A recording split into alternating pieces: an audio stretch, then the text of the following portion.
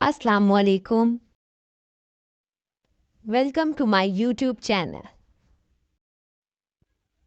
اگر آپ نے میرے چینل کو سبسکرائب نہیں کیا تو سبسکرائب کریں اور لائک کرنا نہ بھولیے گا۔ آج میں بنا رہی ہوں افطاری اسپیشل فروٹ چاٹ، جس کے بغیر افطاری ادھوری ہے۔ ایک باؤل میں نے ایپل ایڈ کیے ہیں۔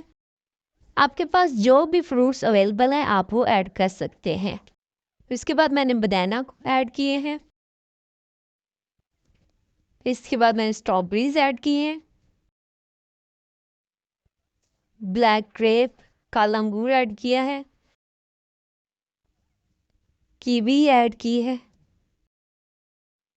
اس میں نے سبز انگور ایڈ کیے ہیں، اس میں بالکل تھوڑے سے میں نے پائن ایپل بھی ایڈ کیے ہیں، تھوڑی سی ڈیٹس ایڈ کیے ہیں، سب سے آخر میں نے اورنج جوس ایڈ کیا ہے۔ آپ کے پاس جو بھی فروٹس اویلیبل ہیں آپ وہ ایڈ کر سکتے ہیں۔ اس میں تھوڑا سا نمک ایڈ کیا ہے، اس میں نے ½ T spoon black paper add کیا ہے، پھر آخر میں نے اس کے اوپر تھوڑا سا چاٹ مسالہ بھی ایڈ کیا ہے۔